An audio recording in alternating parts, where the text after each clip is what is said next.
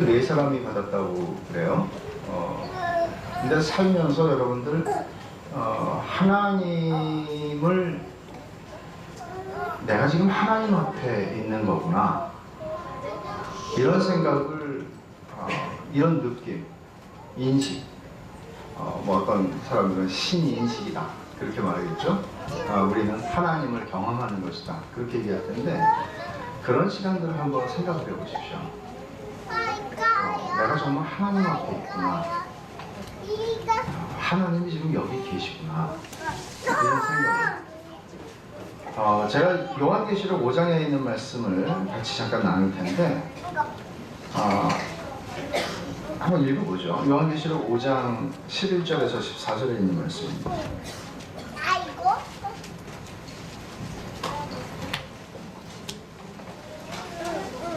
요한계시록 5장 11절에서 14절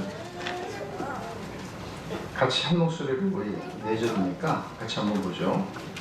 다 찾으셨습니까? 예, 같이 한번 보겠습니다. 시작. 내가 또 보고 들으매 보좌와 생물들과 장로들을 둘러선 많은 천사의 음성이 있으니 그 수가 만만이요 천천이라. 큰 음성으로 이르되 죽임을 당하신 어린 양은 능력과 부와 지혜와 힘과 존귀와 영광과 찬송을 받으시기에 합당하도다 하더라. 내가 또 들으니 하늘 위에와 땅 위에와 땅 아래와 바다 위에와 또 그 가운데 모든 피조물이 이르되 보좌에 앉으신 이와 어린 양에게 찬송과 존귀와 영광과 권능을 세세토록 돌릴지어다 하니 네 생물이 이르되 아멘 하고 장로들은 엎드려 경배하더라. 이것은 사도 요한이 보았던 천상의 예배의 장면인데, 여기서 조금 의아한 게 있죠. 그 뭔가 하면 13절에 말씀하고 있는 것이에요. 내가 또 들으니 하늘 위, 땅 아래, 바다 위, 그 가운데 모든 피조물. 그러면 단순히 이거는 사람만 얘기하는 게 아니잖아요. 그렇죠? 하늘 위에 사람이 있지 않습니까? 그리고 바다 가운데 사람이 살지도 않으니까. 말하자면 하나님께서 창조하신 온 세상의 모든 피조물들이 하나님께 지금 예배를 하고 있다는 얘기예요. 그러니까 아마 물론 우리들이 이 사도 요한이 보았던 이 천국의 예배, 이 마지막 종말론적인 예배 가운데 우리가 자리하게 된다면 어떤 기분이 들 것 같아요? 천사들도, 우리가 천사들을 세상에 사는 동안에 본 적이 없는데, 천사들도, 그리고 천사들뿐 아니라 이 세상에 하나님이 창조하지 않은 것은 아무것도 존재하지 않는데, 하나님이 창조한 모든 생물과 무생물들과 하나님이 창조한 모든 세계가, 나무들도 하나님을 찬송하는 것을, 경배하는 것을, 그 앞에 엎드리는 것을 우리가 느낄 거라는 거죠. 그런 얘기잖아요.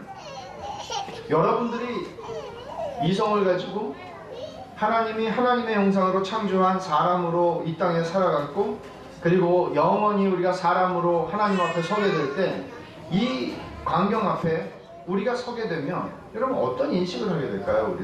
우리는 이와 비슷한 인식을 이 세상에서도 할 수 있을까요? 성경은 할 수 있다고 얘기하죠. 그러니까 그 정도의 차이에 있어서는 이것을 능가할 수 있는 경험은 존재하지 않을 겁니다. 그러나 이 세상을 살면서 우리가 하나님을 인식하고 하나님을 느끼는 것은 가능한 것이죠.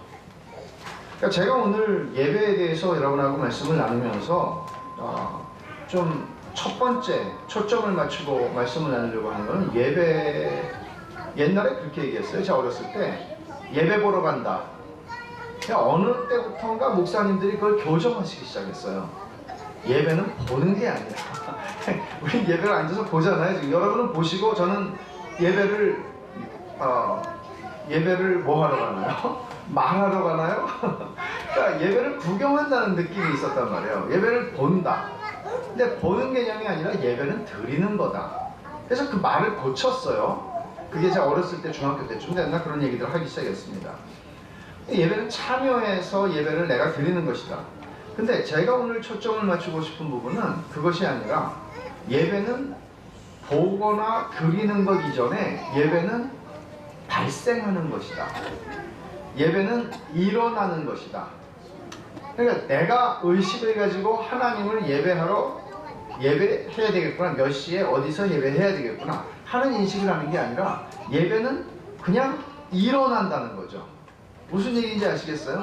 이 자리에서, 이 요한계시록 5장에서 우리가 읽은 이 말씀에서 지금 우리가 보는 건 뭔가 하면 모든 피조물들이 하나님을 예배하는데 그게 너 왜 예배 안 하고 있어? 막 이렇게 해가지고 하는 게 아니라 하나님을 하나님으로 놀랍게 인식하는 순간 예배가 일어나는 것이에요. 그것을 거부할 수 있는 피조물은 존재하지 않아요. 피조물이 창조주를 만날 거죠. 제가 지금 이렇게 말씀을 드리는 거는 취사 선택해야 되는 건 아니죠. 예배가 우리는 너무 형식적이야. 형식적인 예배 말고 우리는 발생적인 예배를 드릴 때 그렇게 하는 건 아니에요. 두 가지가 같이 가는 것이에요.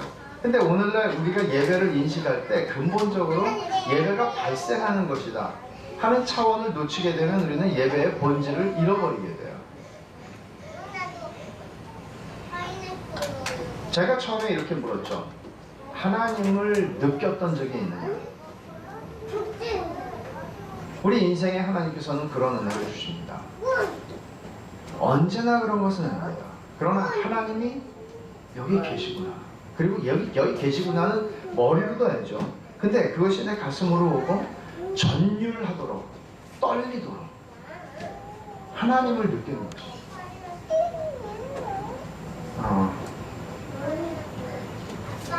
하나님은 영이시기 때문에 우리의 육신적 감각으로 하나님을 감각할 수는 없습니다. 하나님이 여기 계시다는 것을 이렇게 마이크를 잡듯이 알 수 있는 것이라면, 하나님을 더듬어 만져서 알 수 있다면 얼마든지 우리는 그렇게 할 수 있겠지만 하나님은 영이시기 때문에 그렇지 않습니다. 하나님을 인식하는 것은 우리의 오감으로 인식하는 것이 아니라 하나님은 믿음이라고 하는 감각으로만 하나님을 인식합니다. 그러니까 믿음이라고 하는 감각은 단순히 제가 여러분에게 묻는 것은 하나님을 인식한 때가 있으면 그런 걸 생각해 보라는 거죠. 어떤 사람들은 이렇게 말할 수 있어요. 방 안에 내가 아무도 없을 때 가만히 앉아있는데, 혹은 잠을 자고 있는데 갑자기 머리칼이 쓰면서 너무너무 어떤 무서운 경험을 했다고, 혹은 어떤 사람은 너무 따뜻해지는 경험을 했다고, 뭔지는 모르겠지만 저는 그런 얘기를 하는 게 아니에요. 그거는 뭐 마귀가 와서 했는지 그 난로를 안고 자서 뜨뜻하게 느꼈는지는 잘 모르겠지만 그런 차원의 얘기가 아니라 성경의 하나님을 아는 지식이 근본적으로 없이 그런 신인식, 하나님을 인식하는 것은 불확실한 거죠. 성경에 있는 하나님을 우리는 만나게 되는 것입니다. 얼마든지 마귀가 다양한 방식으로 우리를 기만할 수 있습니다. 내가 성경의 하나님을 만났는가 하는 것이 중요한 것이죠. 그럴 때 우리가 이 자리에 있다면, 요한계시록 5장에 이 자리에 있다면 우리는 뭐 전율이라고 하는 표현이 여기에 적당하지도 않을 것 같아요. 그야말로 우리의 털이다 서는 그런 하나님 앞에 내가 서서 이 하나님을 예배한다는 것. 저는 그런 생각을 할 때마다 이 말씀을 읽을 때, 요한계시록에 그때를 생각하면, 그때를 그려보면 내 평생에 내가 하나님을 이렇게 알았던 적은 없을 거라는 생각을 분명히 할 것이고, 내 평생에 가장 강렬한 하나님을 인식하는 체험이 있었던 그 시간조차도 이 경험에 의하면 아무것도 아닐 것이다. 그러면 두 번째로 드는 생각은 이걸 것 같아요. 내가 하나님을 너무나 허투루 잘못 섬겼다. 너무 가볍게 여겼다. 아까 우리가 부른 나의 영원하신 기업, 생명보다 귀하다. 명예와 이 세상의 어떤 것과도 비교할 수가 없다. 그런 가사가 있어요. 그 가사를 우리는 제대로 알지 못하고 불렀었다 하는 생각을 할 것이 분명합니다. 순교자들도 후회할 것입니다. 순교한 것을 후회하는 것이 아니라 내가 하나님을 참 잘못 섬기고 살았었다. 이렇게 크신 하나님을 어떻게 내가 이 세상의 것들과 비교하고 견주고 이 세상의 것들을 포기하지 못해서 내가 좀 이렇게 하면서 적당히 하나님을 섬긴다고 하였는가에 대해서 우리는 후회를 하게 되겠죠. 오늘 세례를 받은 사람들도 목사님이 뭐를 확인하던가요? 여러분들에게 믿음을 확인하죠. 그렇죠? 믿음이 없는 사람에게 세례를 주지 않죠. 그럼 왜 그래요? 믿음이 있다는 얘기는 하나님께서 선물로 주신 믿음을 통해서 내가 하나님을 인식할 수 있다는 것이에요. 하나님을 알 수 있다는 거예요. 무슨 얘기인가 하면 드디어 예배자가 되는 거예요. 언제 예배가 발생하느냐? 피조물이 하나님을 인식할 때 예배가 발생해요. 그것을 제가 이제 좀 몇 군데 성경에서 좀 찾아보려고 그러는데 문제는 늘 이거죠. 익숙함이라는 거죠. 우리는 굉장히 빨리 익숙해져요. 여러분 그런 경험을 다 하시잖아요. 여러분 정말 기분 너무 좋아. 예를 들어 새 차를 샀어요. 새 차를 샀는데 기분이 좋아요. 냄새가 처음에는. 근데 계속 좋은 사람은 없어요. 그렇죠? 익숙해진 거예요. 뭐 새 차가 항상 새 차가 아니고 뭐 또 헐기도 하지만 무엇이든지 인생에 우리에게 늘 새로운 것일 수 있는, 익숙해지지 않을 수 있는 대상은 없습니다. 심지어 결혼도 마찬가지죠. 어린아이들이 태어나서 세상에 이 생명이 나로부터 나온 거 맞아. 그러고 막 신기해하지만 이게 왜 이렇게 지질이도 말을 안 듣나, 이 왼수가 이렇게 되잖아요. 익숙해진다는 거. 근데 우리가 익숙함으로부터 벗어날 수 있는 대상은 하나님밖에 없습니다. 우리가 천국에서 영원을 산다고 해도 하나님에게는 익숙해지지 않을 것입니다. 그렇기 때문에 예배가 가능합니다.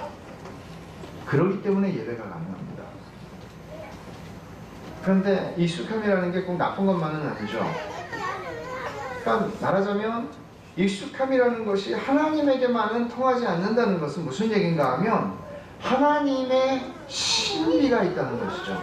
그 존재의 위엄, 존재의 신비, 존재의 광대함이 나로 하여금 언제나 놀라게 하고, 나로 하여금 내가 하나님을 안 적이 있었는가, 천국에 갔을 때 우리가 하나님을 내가 안 적이 있었나 싶을 만큼이나, 몰랐다는 게 아니고 알았죠. 근데 내가 하나님을 너무나 몰랐구나라고 느낄 만큼이나 우리들을 신비하게 새로운 하나님을 인식하게 하는 그런 거죠. 우리의 지식과 이해 속에 완전하게 잡히지 않는 하나님, 그런 하나님을 우리가 알아가고 그런 하나님을 경험하는 것은 우리 신앙의 굉장히 중요한 관건입니다. 그렇지 않으면 우리는 너무나 익숙한 종교생활 속에 빠져들어갈 수밖에 없어요. 자, 예배가 일어난다 그럴 때 이게 자연 발생적인 반응이라고, 하나님을 만날 때 피조물이 느끼는 경외감, 피조물이 느끼는 그 앞에서 뭐 여기 보면은 이렇게 얘기하죠. 14절에 내 생물이 이르되 아멘하고 장로들은 엎드려 경배하더라. 여기서 얘기하는 장로는 교회의 장로님이 아닙니다. 여기서 내 생물도 마찬가지예요. 그래서 천상의 존재들입니다. 그들은 하나님을 늘 뵙는 존재들이에요. 그럼에도 불구하고 여기서 그들은 엎드리는 게, 예배드릴 때는 엎드려야지 훈련된 자세가 나오는 게 아니라 사실은 하나님을 인식할 때 그들은 엎드릴 수밖에 없는 거죠. 이게 하나님을 만날 때 일어나는 거예요. 제가 이 이야기를 하면은 저는 야곱이 많이 생각이 나요. 야곱이 정확히는 제가 전에 한번 계산해 본 적이 있는데, 야곱이 한 몇 살 때까지 할아버지가 살아계셨어요. 야곱 할아버지 아시나요? 누구세요? 야곱 할아버지. 야곱의 할아버지. 예? 예. 오늘 세례 받은 사람들한테 주로 제가 물어볼게요. 이렇게 계속해서. 정해져. 야곱의 할아버지가 아브라함이에요. 아브라함은 평생을 살면서 하나님을 깊이 만났고 경험했던 할아버지예요. 야곱이 한 15살 때까지 할아버지가 있었어요. 얼마나 많은 얘기를 들었겠어요. 저는 제 할아버지가 5살 때 돌아가셔서 할아버지 얼굴도 생각나고 어디 앉아 계셨던 것도 생각나지만 할아버지가 저한테 해주신 말씀이 생각나는 건 하나도 없어요. 근데 할머니가 15살 때 돌아가셨어요. 할머니가 해주신 말씀은 지금도 기억이 생생해요. 무슨 얘기인가 하면 야곱이 할아버지한테 들은 얘기들이 그 기억 속에 있었다는 거죠. 뿐만 아니죠. 이삭으로부터 많은 얘기를 들었어요. 하나님에 대한 지식이 있었다고, 이 사람이. 근데 자기의 하나님으로 하나님을 만난 적이 없어요. 내 할아버지의 하나님, 내 아버지의 하나님이지 내 하나님, 나의 하나님이라고 만나지는 못했던 것 같아요. 근데 어느 날 사고가 터지죠. 아버지 속이고 형을 속였어요. 근데 아버지는 뭐 그런 대로 지나가는데 형은 죽이겠대요, 나를. 그리고 그 형은 되게 무서운 형이에요. 어떻게 해요? 엄마가 너 외삼촌 집에 도망가 있어라. 형 화 풀리면 불르마. 그렇게 해서 외삼촌이 있는 길을 가는데 뭐 요즘 같으면야 뭐 그냥 뭐 버스 타고 가든지 뭐 기차 타고 가겠지만 그는 이제 그 먼 길을 이제 걸어서 가는 거죠. 그러다가 광야에서 베델 광야에서 잠을 자는데 얼마나 무섭겠어요, 여러분. 그냥 뭐 집에서 오두막에서 자는 것도 아니고 그냥 길 가다가 자는 건데 그때 하나님을 만나요.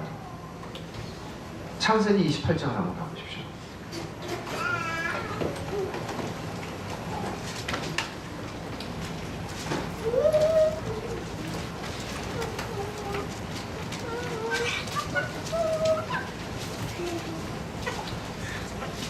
(16절) 제가 볼게요. 같이 한번 보죠. 16절 같이 시작.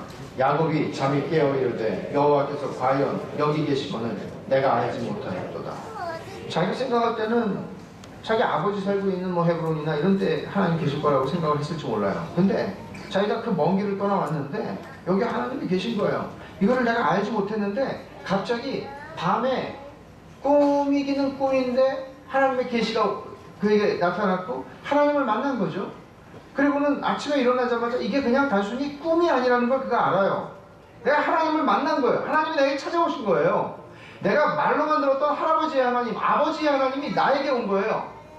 그 하나님을 인식하자. 그는 뭐라고 얘기를 하나 하면은 여기 하나님이 계시거늘 과연 여기 계시거늘 내가 알지 못하였도다. 그리고 17절에 말해요. 이게 두려워해요. 이러대. 두려웠어요. 두려운 감정이 온다고요. 하나님을 만나니까. 그리고 여호와께 이것이요, 이것은 다름 아닌 하나님의 집이요, 이는 하늘의 문이다. 하나님의 집이요. 그래서 이것이 베델이 되는 거죠. 베델, 하나님의 집. 하나님을 만나게 될 때 유아 세례를 받은 사람들 마찬가지죠. 어느 순간에 아버지의 하나님, 어머니의 하나님이 나의 하나님으로 만나지는 시간이 있죠. 그렇게 해서 하나님을 인식하게 될 때 어떤 일이 일어나나 하면 어려서부터 예배를 드렸고 어려서부터 엄마 따라서 아빠 따라서 다녔지만 진짜 이 시간에는 예배가 발생하죠. 예배가 일어나죠. 그 하나님 앞에 엎드리게 되죠. 그 하나님을 인식하고 살게 되죠. 여러분 그렇게 해서 야곱이 여기에 베개로 삼았던 18절에 보면 베개로 삼았던 돌을 가져다가 기둥으로 세우고 그 위에 기름을 붓고 베델이라 했다. 예배드렸다는 얘기예요. 하나님을 경배했다는 얘기예요. 그럼 모세를 한번 생각해 보세요. 자기가 애굽의 왕자로 살았다는 사실을 자기 자신조차 잊어버릴 만큼이나 오랜 세월을 광야에서 무명의 목자로 보내요. 인생에 이런 사람도 그렇게 많진 않아요. 근데 있어요. 꽤 많아요. 또 보면은 잘 나가다가 이렇게 기울어지는 인생이 있어요. 근데 이 사람이 이렇게 기울어진 인생을 살고 인생에 나이 80이 됐으니 무슨 소망이 있겠어요? 그냥 목자로 살아가는데 어느 날 시내산에 멀리서 보니까 가시, 거기에 흙에 빠진 게 가시 떨기 나무인데 불이 붙고 있어요. 불이 붙으면 불이 타고는 없어져야 되잖아요. 근데 불이 붙고 있는데 안 없어져요. 그래서 멀리서 그걸 찾아서 가서 본 거예요. 가서 가까이 가는데 갑자기 음성이 들려요. 모세야, 불러요. 그래서 제 생각에는 모세가 40년이라는 생활을 미디안 광야에 있으면서, 적어도 엄마가 어렸을 때 유모로 취직을 해서 모세를 길렀잖아요. 그리고 민족에 대한 의식과 여호와 하나님을 섬기는 신앙과 그걸 다 길러줬을 거예요. 근데 40년 동안 이 사람이 쓴맛을 보고, 왜 쓴맛을 봤죠? 자기가 이스라엘을 구원하겠다고 나섰는데 웬걸? 살인자가 돼가지고 도망가는 신세가 됐고 자기가 지금까지 누리던 특권까지 다 잃어버렸단 말이에요. 그러니까 하나님에게 쓴 마음도 많았겠죠. 40년이나 세월이 흘렀다고요? 하나님은 기억이나 하고 있었을까 싶어요. 그런데 하나님이 이 사람을 불러요. 이 사람이 예배 안 드리고 살았을 게 뻔해요. 제가 볼 때는. 근데 하나님이 불러요. 너 지금 서 있는 게 어딘지 알아? 신 벗어. 네가 지금 거룩하신 하나님 앞에 와 있는 건 네가 알아? 신을 벗어. 너 네가 무슨 얘기예요? 단순히 신을 벗는다는 게 아니라 네가 지금 살아가던 방식으로 네가 하나님 앞에 설 수 있어? 아니라는 얘기. 너 지금 전능하신 하나님, 거룩하신 하나님, 천지를 창조하신 여호와 하나님 앞에 서 있는 거야. 너를 심판하는 하나님 앞에 서 있는 거야. 신을 벗어. 출애굽기 3장의 그 대목을 보면 하나님 배웁기를 두려워하여 모세가 얼굴을 가렸다고 했어요. 얼굴을 가렸다. 하나님이 무슨 눈으로 보여요? 불 붙는 나무가 보이는 건데 하나님이 보여요? 근데 모세가 하나님께서 이렇게 하셨을 때 모세의 심령 속에 믿음을 주시고 믿음으로 하나님을 인식하게 하시자 하나님이 보인 거예요. 그리고 그는 두려워서 얼굴을 가렸다고 했어요. 모세의 마음에 경외감이 일어난 거예요. 여러분, 이게 예배예요. 세월이 흘러서 많이 흐르진 않았어요. 모세가 하나님의 부름을 받고 애굽에 들어가서 정말 기가 막힌 일들을 겪죠. 10번의 재앙을 통해서 애굽에서 이스라엘 백성들을 끄집어내죠. 그리고 왔어요. 시내산에 도착했어요. 시내산에 도착해서 이스라엘 백성들에게 율법을 가르치고 하나님 앞에 시내산에 올라가서 율법을 받아가지고 내려오는데 그 사이에 이스라엘 백성들이 금송아지 섬겼죠. 하나님이 나 이 사람들 다 진멸시키겠다 그래요. 모세가 뭐라 그래요? 하나님한테 기도를 하죠. 하나님의 영광을 보여달라고 기도해요. 출애굽기 33장에 보면 하나님의 영광을 보여달라요. 여러분 이런 기도를 해보셨나요? 마틴 로이드 존스 목사님은 이 본문을 가지고 설교하면서 인간이 지상에서 사는 인간이 할 수 있는 기도 중에 최고의 기도는 하나님의 영광을 보여달라고 구하는 거다. 하나님의 영광을 보여달라는 거예요. 모세가. 하나님의 영광을 봤어요, 못 봤어요? 대답하기 좀 애매하죠. 영광을 보여달라고 그러니까 하나님께서 그럼 내 모든 선한 것을 너에게 보여주마. 내가 얼마나 선한지 내 모든 선함을 너에게 보여주마. 그리고 하나님께서 하나님의 속성, 하나님의 성품을 선포하세요, 모세에게. 그리고 너 나를 직접 보면은 죽으니까 등만 보여주마. 근데 그가 육안으로 뭔가를 봤다 이런 차원의 얘기를 하는 게 아니라 하나님을 경험하는 거죠. 놀라운 방식으로. 저는 모세가 그 남은 40년의 세월, 40년에서 조금 모자라는 세월이죠. 그 세월 동안에 얼마나 힘들었겠어요, 여러분. 200만 명이나 되는 어른만 60만 명이니까 전체 200만 됐을 거라고 그러는데 200만 명이나 되는 사람들, 말 안 듣는 사람들을 데리고 얼마나 힘들었겠어요. 말 안 듣는 애 하나 보기도 힘든데, 그렇잖아요. 더운 여름에, 그것도 광야에서 200만 명의 사람들을 대한다는 게 얼마나 힘든 얘기예요. 요즘 민수기를 저는 교회에서 수요일날 설교를 하고 있는데, 민수기 강의를 아주 지긋지긋하게 시리즈로 말을 하는 거예요.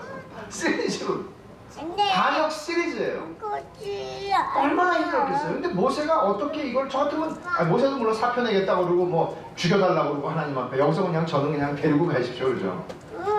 어떻게 모세가 이 긴 시간을 하나님 앞에 이 책임을 감당했을까? 하나님 영광을 받기 때문이죠. 하나님이 누군지를 알았기 때문에 하나님을 그렇게 인식한다는 것, 하나님을 그렇게 인식한다는 것은 우리 안에 하나님을 향한 예배를 발생시키고 그것이 우리의 인생의 소명을 감당하게 해요. 또 하나 볼까요? 이거를 정확하게 보여주는 게 누군가 하면 제가 건너뛰면서 이렇게 막 노력하고 있기 때문에 여러분들도 노력하시기를 바라요. 잘하고 계십니다 지금. 이사야 선지자가 하나님의 부르심을 받는 장면을 우리는 너무나 잘 알아요. 이사야 6장 성전에서 터가 흔들리고 문지방이 흔들리고 천사들이 보이는데 천사들이 하나님을 향해서 거룩하다 거룩하다 거룩하다 찬양하고 이사야가 그 하나님을 만났을 때 하나님의 영광 앞에 섰을 때 이사야는 즉각적으로 알았어요. 그래서 이렇게 말하죠. 화로다 나여 망하게 되었다 죽었다. 하나님을 경험한 사람들은 다 느낀 게 난 죽었다. 나 죽어야 되는 거야. 이사야도 똑같았어요. 근데 하나님이 죽이시지 않죠. 죽이시려면 왜 부르시겠어요? 왜 만나시겠어요? 어떻게 해요? 우리는 모세가 하나님이 우리가 누구를 보냈고 하니까 모세가 주여 나를 보내셔서 이것만 알죠. 그 앞과 그 뒤를 알아야 되는데 그 뒤는 오늘 본문에서는 중요하지 않고 그 앞에 있는 얘기. 사실은 이사야가 하나님의 거룩하심을 봤을 때 하나님을 예배하는 거예요. 하나님을 예배하는 자리에서 그가 사명을 받고 선지자로서의 소명을 시작하는 것이지 어느 날 갑자기 하나님이 무슨 007한테 미션을 주듯이 이렇게 탁 주고 이거 해 이런 게 아니란 말이에요. 하나님을 예배하기 위해서 하나님을 만나게 하셨고 하나님을 만나자 예배가 일어났고 예배가 일어나는 그 자리에서 하나님이 그를 부르세요. 모세도 이사야도 똑같아요. 하나님이 누군지를 알지 못하는 하나님을 인식하지 못하는 상태에서 내가 어떤 사명을 받는다는 것처럼 웃기는 게 없는 거죠.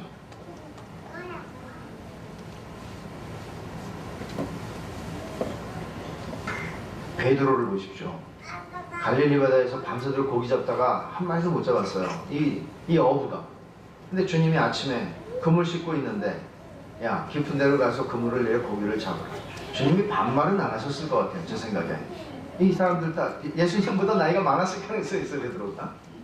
그러니까 어떤 그 성경 번역 학자 중에 우리나라에 이분은 성경 번역을 그렇게 하면 안 된다고 주장하시는 분이 계세요. 저도 상당히 그럴 거라고. 주님은 다 반말하시잖아요. 근데 주님의 문제는 사람이셨거든요. 그것도 30살.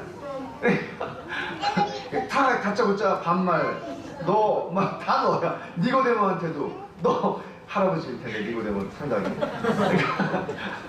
이 좀 그래요. 베드로한테 여기 형씨 뭐 이렇게 얘기했을 수도 있고 저기 깊은 데로 가서 그물 내려서 거기 한번 해봐요. 베드로가 간 것도 희한하죠. 뭔가를 느꼈을 거예요. 그죠? 내가 말씀에 의지해서 고기를 던져보겠습니다. 당신 말을 믿고 우리가 괜히 신앙적으로 이렇게 표현해서 그렇지 내가 당신 말 믿고 한번 가볼게요. 이렇게 했을 거라고요. 베드로 성격이 또 좀 만만한 사람이 아니잖아요. 아니면 막 뭐 이럴 수도 있었을 거예요. 갔어요. 고기를 너무 많이 잡아서 그물이 찢어질 정도가 되고 배를 하나 더 불러가지고 같이 끌고 왔단 말이에요. 그리고 베드로가 주님 앞에 뭐라고 그래요? 그 앞에 꿇어 엎드려서 주여 나를 떠나소서 나는 죄인입니다. 베드로는 자기가 하나님 앞에 서 있다는 것을 느낀 겁니다. 이렇게 말할 왜 이게 뚱딴지 같은 반응이야. 고기 많이 잡은 거하고 나는 죄인이다 나를 떠나소서가 무슨 상관이 있어요? 고기 많이 잡았는데 제가 10분지 2는 내가 드릴게요. 뭐 이렇게 말하면 오케이. 우리가 뭐 하나님한테 요번에 제가 좀 하나님 많이 도와주셨으니까 11조 말고 12조 에이 많이 썼다. 이런 게 신앙이 아니에요. 에? 신앙은 지금 베드로가 보여주고 있는 하나님을 인식하고 그 인식한 하나님 앞에 엎드리는 거예요. 예배가 발생하는 거라고요. 이게 신앙이라고요. 이게 신앙의 본질이라고요. 사도 요한도 그렇잖아요. 사도 요한이 예수님과 그렇게 친하게 지냈던 사람인데 나중에 우리가 요한계시록 오늘 말씀 5장 말씀 봤지만 요한계시록 1장에 보면 예수님의 모습을 그가 보자 어떻게 해요? 그 앞에 엎드려, 그 발 앞에 엎드려져 죽은 자 같이 되네. 이게 사람이 하나님을 인식할 때 발생하는 거예요. 그게 예배라고요. 기본적으로. 이런 점에서 우리 예배를 보라보죠. 우리 예배가 결여한 것이 있는지. 제임스 패커가 하나님을 아는 지식에서 이렇게 말해요. 하나님의 엄위하심, 영어로 majesty라고 그러죠. 엄위하심은 오늘날의 그리스도인들에게 대체로 결여되어 있는 지식이다. 그것은 우리 믿음이 그처럼 힘이 없고 우리 예배가 그처럼 활기 없는 이유 가운데 하나다. 하나님이 엄위하시다. 이 개념을 아마 보통 왕들 앞에서 느끼는 개념이에요. 이거는 위엄이라는 것은 보통 사람들에게 쓰지 않는 단어예요. 위엄이라는 건 왕들 앞에서. 그럼 왕 앞에 갈 때 눈 똑바로 뜨고 왕 쳐다보면서 얘기할 수 있는 그런 거 없죠. 왕의 그냥 법도가 그래서라기보다는 정말 왕 앞에 섰을 때 내 손이 떨리는, 강심장인데도 내가 떨리는 그런 것과 같은 게 내가 위엄을 느끼고 있는 거란 말이에요. 그러니까 하나님 앞에서 하나님의 위엄에 대해서 우리가 거의 생각하지 않는 시대에 살고 있고 결여한 시대에 살고 있기 때문에 우리의 예배가 힘이 없고 우리의 신앙이라는 게 별로 활기가 없다. 그런 얘기를 제임스 패커가 해요. 정확한 지적이라고 보죠. R.C. 스프롤은 하나님의 거룩하심에서 이렇게 말합니다. 절대자와 마주하는 순간 우리는 절대자가 아니라는 사실을 깨닫는다. 무한하신 분과 마주하는 순간 우리는 유한하다는 것을 제대로 인식한다. 그러니까 하나님을 인식할 때 발생하게 되는 또 하나의, 그러니까 하나님이 얼마나 크신 하나님인가를 알지만 또 하나 내가 얼마나 무가치하고 아무것도 아닌 존재인지를 내가 알게 되는 거죠. 그래서 예배가 발생하는 거예요. 한편으로는 하나님의 영광을 보여달라고 모세가 기도를 한 것처럼 하나님의 영광을 보는 것보다 지상에 있는 인간이 경험할 수 있는 최고의 영광은 없어요. 그리고 하나님의 영광을 볼 때 내가 얼마나 무가치한 인간인지를 알아요. 그래서 예배가 발생하는 거라고요. 여기서 R.C. 스프롤이 하는 얘기처럼 절대자와 마주할 때 내가 절대자가 아니라, 아니 뭐 우리 중에서 뭐 정신 나가지 않고 자기가 절대자라고 생각하는 사람 아무도 없죠. 근데 의식적으로 그렇게 생각하지 않는데 무의식적으로는 우리는 꽤 우리를 괜찮게 여기고 살아간다고요. 그러니까 내가 하나님 앞에 죽은 자와 같이 엎드려져야 되는 존재라는 생각을 안 하고 살고, 내가 하나님의 은혜가 없으면 나는 마치 여러분 인형극 이거 알죠? 실로 이렇게, 몰라요? 세례 받은 사람들 알아요? 끝나는 순간 딱 놓으면 어떻게 돼요? 그렇게 활발하게 뭐 노래도 부르고 말도 하고 그러던 것들이 그냥 다 바닥에 떨어지는 것이죠. 우리가 그런 존재라는 생각을 별로 안 하고 살아요. 우리는 내가 숨을 쉬는 건 내가 숨 쉬는 거지, 내가 숨 쉬는 거지 뭐, 그렇잖아요. 하나님 앞에 설 때 우리는 하나님이 내 생명의 근원일 뿐만 아니라 그분이 나의 생사화복, 내 삶의 모든 것을 주관하시는 하나님이라는 것뿐만 아니라 인간의 역사와 우주의 역사를 주관하시는 크신 하나님이라는 것을 내가 알게 될 때 우리들은 그분 앞에서 예배하게 되는 거죠. 이 겸손함은 만들어줄 수 있는 건 아닙니다. 겸손한 자가 예배할 수 있는 것이죠. 그 겸손은 하나님을 인식할 때 인간에게 비로소 처음으로 찾아오는 감각이 겸손입니다. 하나님을 만날 때. 하나님을 모르는 사람은 근본적으로 겸손할 수가 없어요. 하나님을 만나지 않는 사람은 겸손할 수가 없어요. 이런 전제를 가지고 여러분 예배의 형식을 한번 생각해 보십시오. 제가 그랬죠? 예배는 발생하는 것이다. 그러나 발생하는 것만 있는 거 아니에요. 우리는 오늘은 내가 별로 발생이 안 되니까 주일날 쉬자. 이렇게 얘기할 수 있는 게 아니에요. 예배의 형식이 있죠. 근데 형식이 있는데 예배 형식 중에서 맨 앞에 시작하는 것 중에 뭐가 있어요? 송영이 있어요. 송영이라고 그러죠. 송영. 송영이라는 건 익숙한 말은 아니에요. 영어로 독솔로지라고 해요. 독솔로지라고 하는 독사. 우리 발음이 별로 안 좋은데 이건 그리스 말로는 이 영광이라는 말이에요. 그러니까 로지는 아시죠? 로고스에서 온 거니까. 그래서 이거를 영광송, 송영, 또 영광. 성부, 성자, 성령 하나님께 찬송과 영광을 돌려드리는 것. 오늘 우리가 요한계시록 5장에서 읽은 게 다 송영이에요. 이렇게 시작을 해요. 그러면 그렇게 시작하는 이유가 뭐죠? 근본적으로 예배의 형식 중에는 이게 있죠. 그 송영을 부를 때 예배자들은 내가 지금 모세에게 하나님 말씀하신 것처럼 벗어 또 지금 그렇게 지금 이 자리에 있을 수 있는 거 아니야 라는 걸 듣게 되는 거예요. 내가 지금 하나님 앞에 있구나. 성부와 성자와 성령 하나님 앞에 와 있구나. 내가 그분을 배우는구나. 하나님 인식을 하는 거예요. 예배드리는 장소로서의 교회당이 거룩하다는 뜻이 아니라 내가 지금 하나님 앞에 있는 거구나. 송영을 부를 때 성부, 성자와 성령 어떤 것이든지 만복의 근원 하나님 어떤 것이든지 성령을 통해서 우리는 내가 그 성부와 성자와 성령 하나님 앞에 지금 우리들이 함께 나와 서 있구나를 인식하는 거예요. 그 시간이 우리의 익숙함을 떨쳐버리는 시간입니다. 신을 벗어야 하는 자리에 와 있구나. 그 앞에서 떨어야 하는 자리에 내가 와 있구나를 인식하는 거예요. 근데 요즘에는 제가 좀 이렇게 적응이 안 되는 이런 게 너무 없어지다 보니까 얼마 전에는 어느 교회 청년부 제가 설교하러 갔는데 수양회 뻥튀기를 앞에 앉은 애가 계속 먹으면서 설교를 하는데 그리고 또 뭐 대학생이 그래서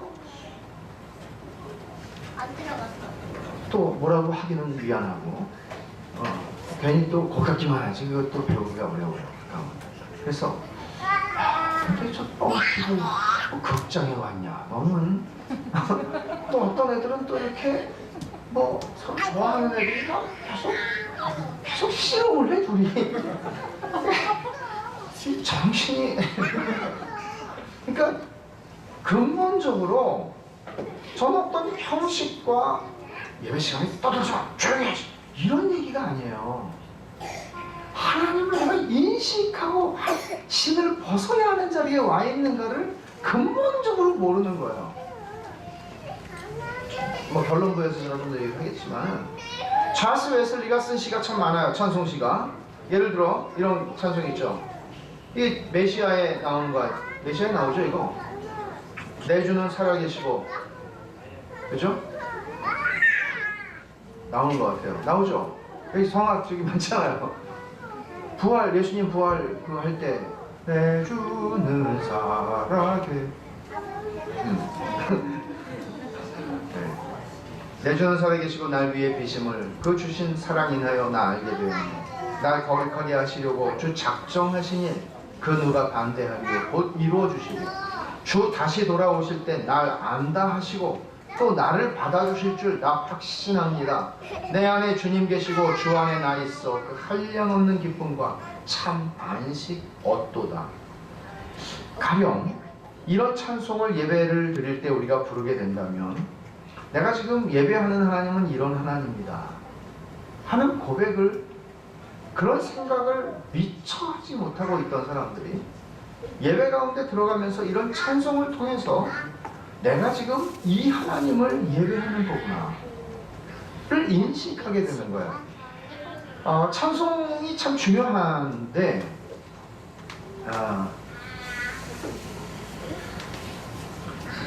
마이클 홀트는 이런 얘기를 해요. 지난 150년 동안에 등장한 많은 찬송곡은 점점 인간적인 가치와 행복을 다루는 내용으로 점점 감상적인 개인주의로 바뀌어왔다. 조금 아까 제가 이야기한 찰스 웨슬리의 찬송은 18세기의 찬송이기 때문에 이거는 그 이전 것이에요. 찬송이라고 하는 것은 한 사람이 성경의 하나님을 깊이 경험하게 되고 인식하게 될 때에 그 깊은 감동을 모두가 다 시를 잘 쓰는 건 아니니까 그것을 자신이 성경을 통해서 알고 있는 그 하나님을 경험하고 만날 때의 그 감동을 시로 쓰게 되고 시로 쓴 것을 누군가가 곡을 붙여서 찬송이 되는 것이죠. 근데 이런 찬송들은 저마다 그 하나님을 인식한 사람들은 100명, 1000명 얼마나 많겠어요? 그 사람들이 다 시를 쓰고 그게 노래가 된단 말이에요. 근데 그 노래가 됐을 때 그거는 200년 전에, 300년 전에, 400년 전에 혹은 1000년 전에 유럽에 있는 사람인데 나하고 아무 상관이 없는 사람인데 내가 그 찬송을 부르면 내가 아는 그 하나님을 인식하게 되고 그 인식을 다시 내 속에서 불러일으키고 그 하나님을 예배하는 것이 이 1000년 전에 뭐 성 버나드 같은 사람이 쓴 시가 나에게 똑같은 고백으로 그 감동으로 하나님을 예배하게 한단 말이에요. 이게 무슨 얘기예요? 사람은 다르지만 그 사람이 경험하고 만난 하나님은 내가 주관적으로 이런 하나님이다가 아니라 성경에 쓰신 바로 동일하신 하나님이기 때문에 2000년 전이 아니라 4000년 전에 아브라함이 만났던 하나님은 내가 지금 만난 하나님과 동일한 하나님이시기 때문에 그 아브라함의 고백이나 나의 고백이나 동일하다는 거예요. 그러니까 이 긴 역사 속에서 하나님을 만났던 사람들이 제대로 만났던 사람들이 그 하나님을 성경을 통해서 하나님을 아는 지식 계시의 말씀을 통해 하나님을 알고 그 하나님을 내가 이 하나님을 이렇게 만난 것을 감동 있게 썼을 때 그 모든 시들이 찬송이 된다는 것은 그 시를 내가 가지고 노래를 부를 때 어떤 사람이든지 그 속에서 그 하나님을 정확하게 다시 기억하게 하고 그 하나님을 정확하게 기억할 뿐만 아니라 그 기억 속에 지금은 내가 그런 감동이 없지만 그 기억 속에서 그 하나님을 다시 내가 찬송하게 되고 그렇게 할 때 하나님을 만나는 일이 일어나고 하나님을 예배하는 게 온전해지는 거죠. 근데 여러분 생각해 보세요. CCM을 근본적으로 부정하는 것이 아니에요. CCM 언제나 다 CCM이었어요. 그 시대에는 다 컨템포러리 송이에요. 근데 오래도록 남는 것들이 있죠. 만약에 하나님 성경에 대해서는 아무것도 몰라. 음악성은 뛰어나요. 그리고 시적 감각도 뛰어나요. 근데 노래를 만들어야 되겠어요. 요즘에 라디오 제가 아주 막 그 성격이 막 라디오를 부셔버리고 싶은 극동방송 이런 거 듣다 보면 이게 무슨 찬송이에요? 노래 이게 뭐예요? 무슨 유행가 치고도 수준 떨어지고 차라리 유행가를 만들지. 그리고 음반을 내가지고 극동방송에다가 기독교 방송에다가 내보낸다. 아니 아무 내용도 없는 마이클 홀튼이 지적하고 있는 똑같은 거예요. 하나님에 대한 조금 아까 제가 얘기한 건 뭐예요? 찰스 웨슬리가 내주는 살아계시고 날 위해 비심을 주 사랑 인하여 그 주신 사랑 인하여 알게 되었네. 날 거룩하게 하시려고 주 작정하신 일. 얼마나 이 안에는 하나님을 아는 지식과 교리와 신학이 있어요. 하나님의 속성이 있어요. 작정이라는 말이 무슨 말인지 알지도 못하겠죠. 요즘에 그런 말들을 다루지 않으니까. 하나님께서 어떤 하나님이신지를 알고 동일한 그 하나님에 대한 감동과 경외함을 가지고 우리의 예배가 되게 만드는 요소란 말이에요. 찬송이라는 거는. 근데 찬송이 결국은 우리의 예배의 중심이 예배자가 아닌 하나님, 예배의 대상이신 하나님이신데 예배를 드리는 사람 중심으로 지금 바뀌는 것이죠. 변질되는 것이죠. 타락한 것이죠. 감각적인 만족과 교회에 나오는 사람들의 감각적인 만족과 흥미를 추구하는 예배가 되니까 점점 더 빠른 비트의 음악과 사람들을 더 많이 감정적으로 흥분시킬 수 있는 음악, 악기들의 동원이 이루어지게 되고 찬송 내용도 보세요. 찬송 내용도 이 찬송가 중에서 좋은 찬송도 많이 있고 아주 나쁜 찬송도 많이 있어요. 이 안에 이런 게 찬송가 누가 뽑은 거야? 막 화가 나요. 응? 내가 돈 주고 샀는데 내가 이 노래 때문에 아주 그냥 찢어버릴 수도 없고 그 뒤에도 다른 노래가 있으니까 이렇게 오늘날 우리가 살고 있는 이 시대의 기독교는 변질되어 있단 말이에요. 그러니까 찬송가가 심지어는 제가 아는 어떤 자매가 미국에 그때 박사 후 과정으로 미국에 잠깐 와 있었는데 나사에 이 자매가 어디 학회에 참석하고 미시시피 뉴올리언스 쪽에서 주일날 겹쳐가지고 어디 예배를 갔대요. 근데 갔다 와가지고 하는 말이 목사님 거기는 설교가 없어요. 아이, 그런 교회도 있지. 그 교회도 아니지. 설교가 없는 교회도 있고 드라마로 설교를 대체하는 교회도 있고 뭐 가지각색이죠. 또 대화법 설교라고 그래서 둘이 나와서 둘이 대화 실컷 하고 그게 설교라고 그러고 그러니까 다양하죠. 그러니까 왜 그런 방식으로 자꾸 예배가 변해가겠어요? 심지어 어떤 교회를 갔더니 서울에 뭐 큰 교회 옛날에 옛날엔 또 그런 교회도 갔었네요 제가. 헌티를 줘요 저한테. 그래갖고 몇 분 몇 초에 뭐 몇 초까지는 아니지만 초 단위로 돼 있어요. 몇 분의 목사님 나가시면 그때 사인을 드리면 나가시고 이제 몇 분 전에 설교 끝나기 전에 무슨 뭐 삐삐를 채워줘가지고 뭐 진동이 오게 난리가 아니에요. 이 콘티가 그러니까 그 사람들은 뭐냐 예배 PD예요. PD는 방송국에 있어야지 왜 교회 예배당에 와 있어요? 예배 PD가 그걸 다 짜서 해요. 예배가 연출돼요. 그러니까 아주 고도로 사람들의 심리를 움직일 수 있는 방식으로 연출이 되는 예배는 그들이 성공과 실패를 또 평가하죠. 매번. 그리고 더 나은, 더 익사이팅한 예배를 드리기 위해서 그들은 노력을 합니다. 근데 여기에서 발생하는 예배가 있나요?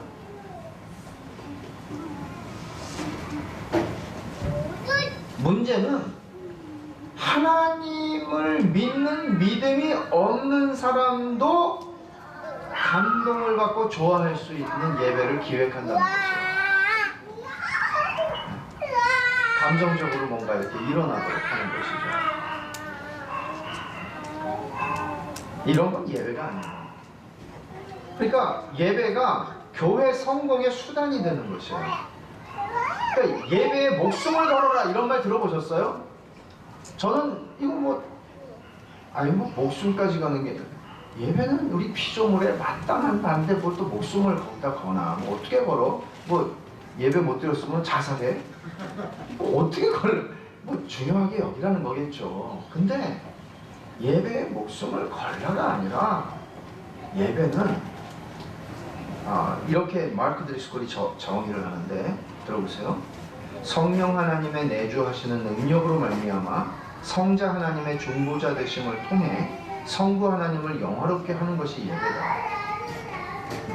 그러면 이런 예배는 예배 PD가 가르쳐준 대로 시간을 잘 맞추고 뭐 이런 게 아니라 말하자면 우리가 하나님을 예배하는 것은 하나님을 예배하는 것이에요. 여기는 신학이 있고 교리가 있고 성경의 진리가 있어요. 예배가 여러분 어떻게 구성되는지도 형식도 그렇게 요즘에는 다양한 예배가 있어서 그런데 이것도 사실 상당히 중요한 문제입니다. 종교개혁자들은 이 문제를 가지고 되게 고민을 많이 해야 됐어요. 왜 그런가 하면은 중세 로마 카톨릭이 하던 미사가 이거는 완전히 가짜거든요. 전 가짜예요. 그러니까 저 방식대로 익숙해져 있는 사람들이 우리가 진짜 개신교, 진짜 교회로서 예배를 드리면 저렇게 드릴 수 없거든요. 그러니까 예배에 대해서 상당히 많은 고민을 했는데 개혁자인 그 유명한 개혁자 칼빈과 루터가 있는데 두 사람이 예배에 대해서 견해가 달랐어요. 우리 장로교회가 가지고 있는 그 칼빈이 가르쳐 준 것은 이런 거예요. 성경 말씀이 예배에서 하라고 한 것만 해야 된다. 근데 루터는 성경 말씀이 하지 말라고 하지 않은 건 다 해도 된다. 아주 많이 다르죠? 아주 많이 달라요. 성경이 금하지 않은 거는 해도 된다요. 그러면 어떤 것이 훨씬 더 자유롭겠어요? 루터가 말한 게 훨씬 더 자유롭죠. 규범적 원리라고 얘기를 해요. 그러니까 성경이 그냥 규범을 제시해 준 거예요. 그냥 기준을. 그러니까 이렇게 하면 돼. 근데 칼빈이 얘기하는 규정적 원리라고 얘기하는데 규정적인 원리, 하나님이 다 규정해 놓은 거죠. 그러면 웨스트민스터 신앙고백이 뭐라고 얘기를 하냐면 참 하나님을 예배하는 적절한 방법은 그분 자신으로 말미암아 제정되고 그분 자신의 계시하신 뜻에 따라 제한된다. 따라서 하나님은 사람의 상상이나 고안이나 사탄의 암시를 따라 예배받지 않으시고 어떤 보이는 표현물이나 성경에서 규정하지 않은 어떤 다른 방식을 따라 예배받지 않으신다. 이게 규정적인 원리인데 여러분이 생각할 때 이게 굉장히 딱딱해 보이고 뭐 그렇게 보이죠. 너무 이걸 엄격하게 이렇게 막 하면은 율법주의적이거나 위선적이 되기가 쉬워요. 그런데 루터가 말한 것은 너무나 많은 자유를 주게 되고 상황화를 이끌어서 잘못하면 이교적인 혼합주의가 될 위험이 상당히 많아요. 사실 오늘날 이 대한민국에 있는 장로교회들의 대부분은 루터를 따라가는 장로교회라고 보셔도 돼요. 예배의 형식에 있어서는. 저는 미국에서 어느 큰 교회 집회를 갔는데 야 정말 거기는 이걸 또 사다가 놨어요. 연기 나는 거. 그 연예인들 이렇게 무대에 나오면 연기가 밑에 막 이렇게 멋있게 깔리잖아요. 연기가 막 나요. 신비롭죠. 그리고 조명 막 이렇게 춤추는 데서 돌리는, 춤추는 데 제가 별로 대학교 이런 데 한 번 가봤는데 막 이렇게 어지러운 조명. 그러니까 이거 뭐 술집에 왔는지 춤추러 왔는지 분간이 안 되는 거예요. 근데 그렇게 왜 그걸 쓴다고 여러분 생각하세요? 사람들이 익숙하고 좋아합니다. 우리가 가지고 있는 예배는 우리의 관심을 엉뚱한 것들에 쏠리지 않게 하는 것이에요. 심지어 설교하는 목사가 나올 때도 그 설교하는 목사 자신에게 우리의 관심이나 초점이 끌려서는 안 된다는 거예요. 우리가 하나님을 예배하고 있는 거란 말이죠. 그 하나님의 말씀을 그 목사를 통해서 하나님이 우리에게 주시기 때문에 그 말씀이 어떤 것인지를 우리는 간절한 마음으로 그 말씀 앞에 서는 거죠. 하나님 앞에 서는 거지 사람 앞에 서는 게 아니죠. 심지어 한국에 있는 어느 장로교 목사는 우아기를 하얀 우아기 맨날 입고 나와가지고 그거 던진다는 사람도 있던데 던지면서 말한대요. 성령 받아라! 그러면 그 옷을 잡으려고. 이거는 예배가 아니라 이거는 귀신 푸닥거리 하는 거예요. 근데 이런 것들이 멀쩡하게 여러분이 만약에 그런 교회에 있다면 바로 돌아서서 나오는 게 정상이라고요. 그 하나님을 예배하는 게 아니에요. 예배가 무너져 있는데 무슨 선교를 하며 예배가 무너져 있는데 무엇이 가능하겠어요? 하나님을 하나님으로 알지를 못하는 교회에서 어떻게 신앙생활해요? 불가능하죠. 그럼에도 불구하고 그 안에서 선을 찾는 사람들이 적지가 않아요. 예배는 프로그램이 아니에요. 예배는 교회의 존재 이유이고 신자가 존재하는 이유이고 심지어 선교가 예배를 위해서 존재하는 거예요. 하나님이 10계명을 이스라엘 백성들을 구원하시고 나서 구출하시고 나서 시내산에서 10계명을 주셨어요. 10계명의 첫 번째 계명과 둘째 계명이 뭐예요? 너는 나의 다른 신을 두지 말라. 둘째는 뭐예요? 세계무상 만들지 말라. 둘 다 예배에 대한 규정이라는 사실을 알고 계세요? 1번과 2번이 예배에 대한 규정이라는 걸 알고 계세요? 이게 소위 우리가 말하는 도덕법이라 일컬어지는 10계명의 기본이 예배예요. 예배가 무너지면 뒤에 뭐 내가 살인도 안 하고 간음도 안 하고 도둑질도 안 하고 탕욕, 이 1번이 무너지면 다 무너집니다. 1번이 무너지면 그건 교회가 아니에요. 예배가 무너지면 교회가 아니에요. 왜? 교회가 존재하는 것은 예배를 위해 존재하니까. 제1계명으로 하나님이 주신 것에 대해서 왜 하나님이 이거를 제일 먼저 주셨는가? 칼빈이 이렇게 설명해요. 잘 들어보세요. 대단히 중요한 얘기래요. 짧으니까 잘 들어보세요. 이거는 하나님의 어미하심을 묵상하고 두려워하며 예배하라는 명령이다. 하나님의 축복들 안에 참여하고 모든 상황 속에서 오직 하나님만의 도우심을 구하라는 명령이다. 그리고 하나님께서 하시는 일의 위대함을 인정하고 기념하고 찬양하는 것을 인생의 모든 활동의 유일한 목적으로 삼으라는 말이다. 내 삶의 모든 것의 궁극은 하나님을 하나님으로 인정하는 것. 거듭난 사람에게 드는 거듭난 사람의 증거 중에 하나가 뭐예요? 거듭난 사람의 마음속에는 이게 있어요. 왜 살아? 난 하나님의 영광을 위해 살아. 그 생각을 내가 의식적으로 매순간 하고 산다는 얘기는 아니에요. 그러나 조금이라도 내가 정신을 차리고 내가 왜 살아? 난 하나님의 영광, 하나님께 영광 돌리기 위해 사는 거지. 이거에 대해서 왜 내가 하나님께 영광을 돌리기 위해 살아야 돼? 그게 거듭나지 않았다는 증거예요. 거듭난 사람의 마음에는 아무리 그 사람이 어린 신앙이고 아무리 어려도 나 하나님 영광 위해 살아. 그게 궁극적인 목적이야. 이게 무슨 얘기예요? 하나님을 예배하는 삶이라는 얘기예요. 예배를 인생의 유일한 목적으로 삼으라는 명령이다. 혈비는 그렇게 설명하는 거거든요. 예배가 여러분의 삶의 유일한 목적이래요. 여러분 이런 생각을 해보셨습니까?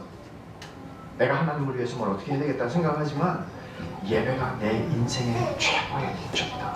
비교할 수 있는 것 없다. 여러분이 이 생각을 가지고 주일날 하나님의 백성들과 함께 그 하나님을 예배하는 그 한 시간, 그 한 시간이 얼마나 영광스럽고 여러분의 인생에 가장 값진 시간인지, 가장 낭비되지 않는 시간인지 아시나요? 이것이 우리의 영혼 속에 들어갔을 때 요한계시록에서 보여주고 있는 그 마지막에 그 영원한 영광의 리허설이라는 걸 아시나요? 만약에 여러분이 주일 아침에 드리는 예배가 여러분에게 그다지 별로 여러분의 삶의 우선순위가 아니라면, 예를 들어서 이사 가는 날은 꼭 어느 날로 잡아요? 일요일. 왜? 회사 안 가니까. 무슨 뭐 하면 일요일. 그리고 약속 없는 날은 뭐 그렇게 하는 그리스도인은 없겠죠. 근데 이렇게 1년에 중요한 어떤 일들이 있을 때 그걸 어떤 일 때문에 내가 예배를 미스해도 별로 그렇게 크게 뭐 이게 없다 이렇게 생각을 한다면, 만약 예배가 굳이 제 시간에 가야 할 만큼 중요한 게 아니라고 생각한다면, 제가 여러분들에게 그냥 죄책감을 불러일으키려고 하는 얘기가 아니에요. 저는 누가 늦으시는지 모르니까. 그러면 위험한 거예요. 왜? 예배보다 더 중요한 인생의 목적은 없으니까. 사도 바울이 하나님의 구속과 교회에 대한 그 교리를 가리키면서 에베소서에서 반복해서 1장에서 말하는 게 있어요. 그의 은혜의 영광을 찬송하게 하시는 것이라. 그의 영광에 찬송이 되게 하려 하십니다. 그의 영광을 찬송하게 하려 하십니다. 반복해요. 이게 신자의 구속과 교회의 존재 이유는 하나님의 영광을 찬송하는 거라는 얘기죠. 서산 상록교회 왜 있어요? 하나님의 영광을 찬송하기 위해서요.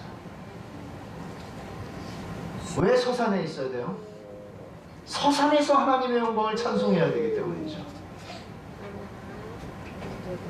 선교의 목적도 영혼구원이 아니에요. 영혼구원에서 어디다 쓰려고?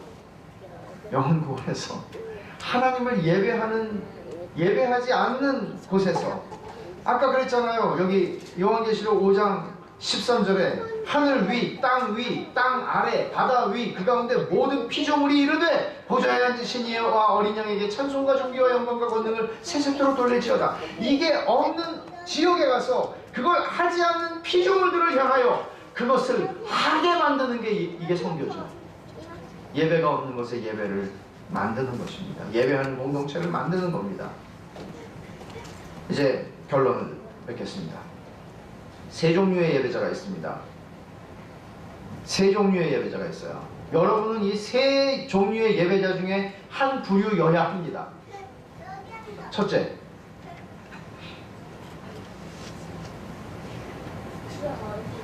이 세 종류의 예배자라는 것을 먼저 앞에서 제가 얘기한 전제는 발생하는 것이다라는 거하고 배치되는 것처럼 들으시면 안 돼요.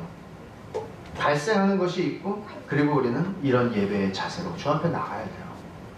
근데 이 세 가지 자세를 가지고 예배를 할 때에 예배는 발생해요. 첫째 예배자, 기쁨이 충만한 사람이에요. 한 주간 동안 살면서 너무 하나님의 은혜와 하나님의 그 사랑과 하나님의 그 말할 수 없는 은혜 때문에 너무 감사합니다. 주일이 왜 이렇게 안 오는겨? 막 네? 맞나요? 충청도 사투리 제가 맞게 썼나요?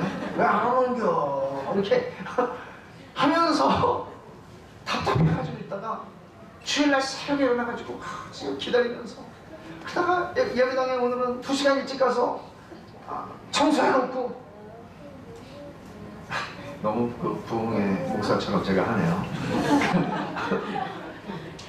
사심이 없이 너무 그래서 그 기쁨과 예배가 시작하자마자 예배의 부름과 송영과 모든 것들 속에서 정말 내 마음이 하나님의 영광에 사로잡힌 그런 예배자가 있죠. 두 번째 예배자는 그 기쁨이 없어요. 그 기쁨이 없다는 사실 때문에 너무 갈망이 깊어요. 이거는 그 기쁨을 맛본 적이 있다는 얘기죠. 그래서 갈망이 깊어요. 나 오늘 주님을 예배하면서 정말 체험받아야 됩니다. 너무나 하나님의 은혜가 필요합니다.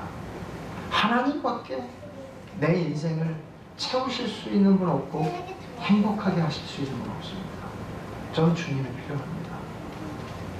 이런 갈망, 기쁨이 있어야 할, 기쁨이 넘쳐 흘러야 하는 그 자리에 기쁨이 없어요.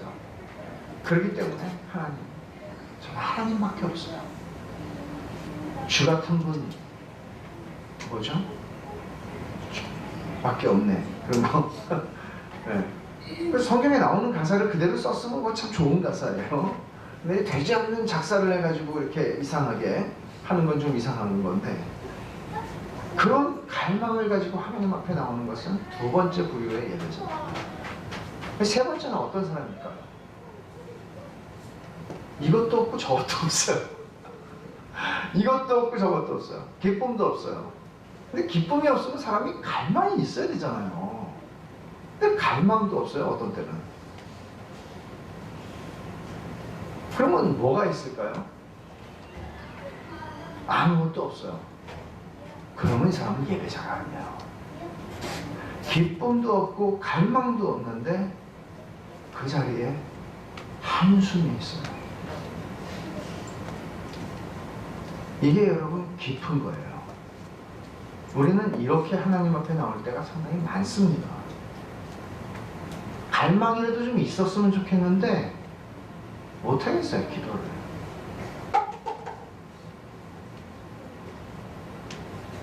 근데 알아요. 나는 하나님을 알아요. 하나님밖에 없다는 거 알아요. 그러면 하나님을 향해서 내 마음이 활짝 열려서, 하나님, 나는 지금 빈잔을 가지고 나아갑니다. 내 잔을 채워주세요. 이렇게 해야 되는데 그것도 할 수가 없는, 그것도 하지 못하고 있는 그런 나를 봐요. 한숨이, 세상이 꺼지는 것 같은 한숨을 내쉬면서 하나님 앞에 나와요. 그리고 얘기해요. 하나님밖에 없습니다. 저는 하나님밖에 없습니다. 이 사람이 예배자예요. 여러분, 제 경험으로는 목사를 할지라도 세 번째 자리에 설 때가 상당히 많습니다. 아침에 교회 가려고 그러는데 속상한 일이 생기거나 다 우리 인생이 그렇잖아요. 꼭 그런 일이 일어나려면 꼭 주일날 아침에 많이 일어나죠. 또 목사의 집안에는 그런 일이 주일날 아침에 일어나도록 또 왜 그럴까? 교회 가기 싫어요. 그리고 예배를 시작을 해야 되는데 시작을 하기가 힘들어요. 그러면 솔직하면 여러분, 저는 오늘 예배할 준비가 안 됐습니다. 다음 주 드리겠습니다. 이렇게 할까요? 아니죠. 그런 마음으로 하나님 앞에 나왔음에도 하나님께서는 그래, 너에게는 나밖에 없다는 걸 네가 아는구나. 그리고 하나님이 참아주시는, 갈망도 없는 존재를 향해서 채워주시는 하나님의 선하심을 만나요. 그래서 세 번째 부류의 예배자도 예배자라고 말하는 거예요. 한숨이라도 있어서 울음을 가지고 나가는 거야. 울음을 가지고. 이들 모두가, 이 예배자, 세 부류의 예배자 모두가 마음속으로 동의하는 외침이 있어요. 그건 뭔가 하면 하나님밖에 없습니다. 너는 나 외에 다른 신을 내게 두지 말지니라. 예배의 규정을 하나님이 십계명을 통해서 말씀하신 거예요. 하나님을 대체할 수 있는, 만들어낼 수 있는 게 없다는 걸 알아요.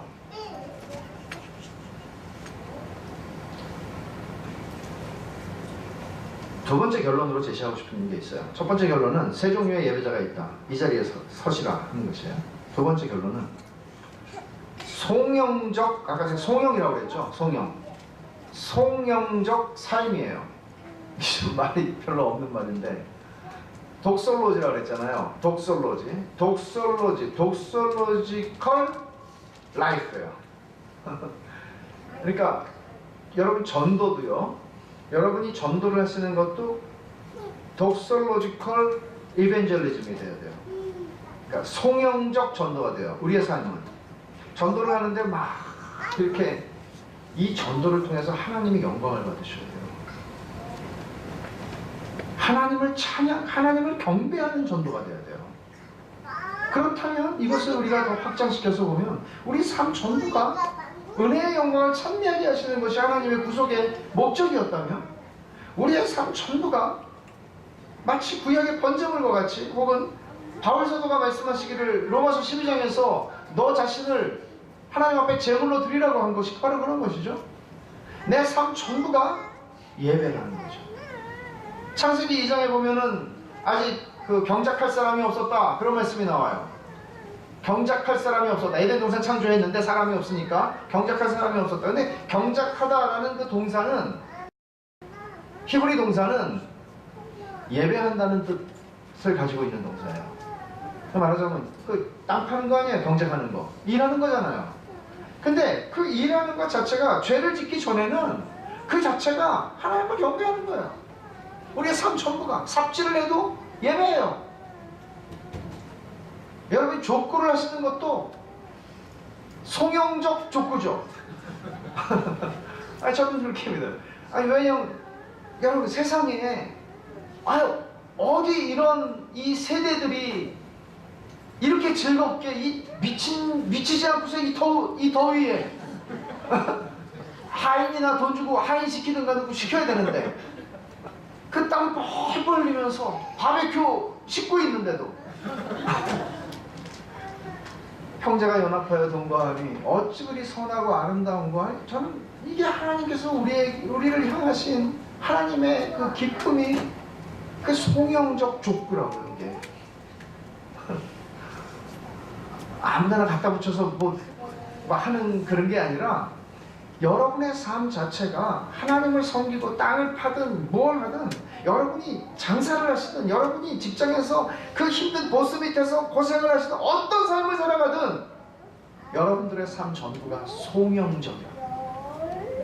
여러분의 부부, 여러분의 부모와 자식, 여러분들의 모든 관계가 송영적이라는 사실을 아시면 됩니다. 정해진 주일의 예배 시간만이 거룩하지 않고, 예배를 드리는 장소만이 거룩하지 않고, 여러분들이 살아가시는 삶의 자리가 하나님이 모세에게 말씀하신 바 싶어서 거기서 우리는 살고 있다는 거예요. 여러분의 삶 전체를 통해서 하나님을 인식하고 각성하고 반응하는 삶을 살라는 거죠.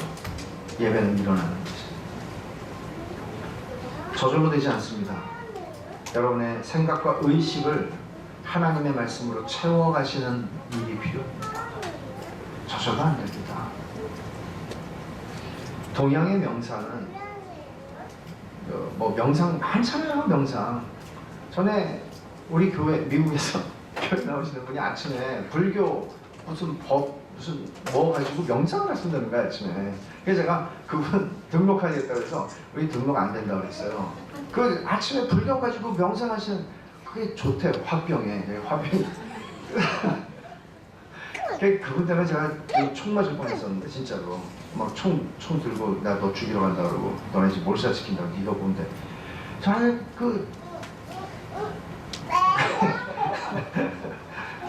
내가 세례 받았는데 네가 왜 안 받아줘? 막 이렇게 하는 거예요. 근데 성경이 얘기하는 묵상은, 다른 명상은 비우는 것이에요. 비워내는 거예요. 근데 성경에서 말하는 묵상은 하나님의 말씀을 채우는 것이에요. 하나님의 말씀이 채워져야 여러분들이 송영적 삶을 사는 힘이 생겨요. 그래서 단순히 성경 공부하고 성경 읽고 이런 차원이 아니라, 그 하나님 말씀이 채워지는 것이 묵상이라는 것은 무슨 뜻인가 하면, 이 말씀이 내가 그 말씀을 깊이 묵상하고 그 말씀을 가지고 하나님 앞에 나아가는 과정, 기도를 통해서 진짜 내 안에 그 말씀, 주의 말씀이 충만하게 채워지게 되는 것이 없이 못하죠. 어떻게 송영적, 아니 그 일주일에 1시간 예배 시간에도 내가 집중이 안 되고, 예배 시간에도 내가 지금 헷갈리는데 어떻게 송영적 삶이 되겠어요? 하나님의 말씀이 채워지는 것, 그게 필요한 거예요. 하나님이 그리스도 안에서 우리에게 부어주신 사랑을 알고 그 사랑에 내가 사로잡힐 때까지 하나님의 말씀 앞에 묵상과 기도로 하나님의 사랑으로 붙잡히는 거예요. 그래서 기도는 묵상에 기도가 있는 것인데, 하나님을 아는 지식을 이론에서 실제로 머리에서 가슴으로 옮겨주는 것이죠. 이렇게 우리는 하나님을 예배하는 자리로 나아가고, 예배가 내 인생의 목적인 것처럼 살아가는 것이 합당한 것입니다. 근데 제가 그 한 가지 말씀을 읽고 여러분들하고 이 말씀을 마치겠는데, 시편 25편 14절이에요. 시편 25편 14절.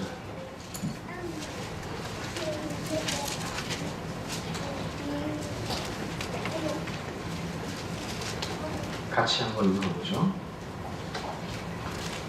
시편 25편 14절 시작. 여호와의 친밀하심이 그를 경외하는 자들에게 있으며 그의 언약을 그들에게 보이시리로다. 여러분, 이 말씀이 이상하지 않아요? 여호와의 친밀하심이, 그 어미로우신 하나님이 친밀하다고 얘기하죠. 그 친밀함이 누구에게 주어지는 거예요? 여호와를 경외하는 자에게. 하나님을 두려워할 줄 알고 하나님 앞에서 땅에 엎드려 머리를 조아려 하나님 앞에 죽은 자와 같이 엎드릴 수밖에 없다는 사실을 아는 사람에게 하나님은 무서움을 주는 게 아니고 친밀하심을 주신대요. 저는 이 말씀이 달리 오늘 우리가 생각한 이 예배라고 하는 주제를 가지고 적용을 한다면, 하나님을 제대로 예배하지 않는 사람은 하나님의 친밀함을 몰라요. 하나님을 예배하는 건 이 발생하는 거예요. 하나님을 인식할 때 그 앞에 엎드리는 것이죠. 그런데 하나님은 뭐라고 어떻게 하세요? 탕자가 돌아왔을 때 아버지라 부를 자격이 없습니다. 나를 품꾼의 하나로 여겨주세요. 이것은 그야말로 아버지를 두려워하는 태도였습니다. 그런데 아버지가 어떻게 하죠? 껴안고 옷을 입히고 어쩔 줄 몰라 기쁨을 표현하죠. 요즘의 기독교는 하나님을 무슨 친구쯤으로 생각하는 것이 너무나 일상적인 기독교가 되어버렸습니다. 예배를 드리는 사람이 내가 하나님의 무엇을 생각해야 할지 이게 없어요. 왜? 하나님을 아는 지식이, 하나님을 제대로 배워본 적이 없어요. 그 하나님의 크심이라는 단어가 어떤 의미인지를 몰라요. 그러니까 비어있는 거죠. 그 상태로 하나님을 예배할 수 없는 것이죠. 하나님을 경외함으로 예배하는 자들에게 진짜 하나님의 친밀하심이 경험하는 것입니다. 놓치지 마십시오. 누구에게? 예배하는 자에게 하나님의 친밀하심이 평생에 주의 인자하심과 선하심이 나를 따라온다고 고백했던 그 다윗의 고백은 바로 그런 거예요. 하나님을 예배하는 자에게 하나님의 친밀하심으로 다가오십니다. 이런 은혜를 우리가 함께 누리며 또 우리의 이렇게 이 어린애들의 인생 가운데에도 우리 자식들의 인생 가운데에도 이런 하나님의 친밀하심을 이렇게 경험하는 그런 인생이 되도록 우리는 아이들에게 하나님 경외함을 가르쳐야 합니다. 예배를 가르치는 것입니다. 예배를 가르치는 가장 합당한 것은 우리가 예배하는 것입니다. 예배의 세 종류의 예배자 중에 한 사람으로 평생을 살아가는 것입니다. 기도하십시다. 하나님 아버지 감사합니다. 저희가 하나님 아버지 앞에 서 있다는 것이 무슨 뜻인지, 저희가 하나님 아버지를 아바 아버지라 부른다는 것이 어떤 의미인지, 하나님 아버지, 성경에 하나님이 하나님이신 것을 저희에게 가르쳐 주신 그 모든 말씀을 사랑하게 하시고 그 말씀을 통해 하나님을 더 알아가게 하시고, 야곱이 베델에서 하나님의 거룩하심을 만났던 것처럼, 이사야가 성전 문지방이 흔들리는 데서 하나님을 배웠던 것처럼, 모세가 불붙는 떨기나무에서 하나님을 만난 것처럼, 하나님 아버지, 저희들의 인생 가운데 그렇게 찾아와 주시는 은혜를 감사합니다. 저희들의 어린 자녀들의 세대에도 그와 같은 하나님 만나는 역사가 있게 해주시고, 우리 깐난장이들 어린아이들까지도 하나님을 그렇게 만나는 복된 인생들이 되게 하여 주시옵소서. 하나님 아버지, 서산상록교회를 축복하셔서 주 오시는 날까지, 그 영광의 예배가 천상에서 드려지는 날까지 하나님 아버지, 참 예배가 그치지 아니하는 교회가 되게 하시고, 저희들의 인생이 예배를 위해 태어난 존재요, 예배가 내 인생의 유일한 목적이라는 사실을 알고 하나님을 예배하는 저희들이 다 되게 하여 주옵소서. 예수님의 이름으로 기도하옵나이다. 아멘.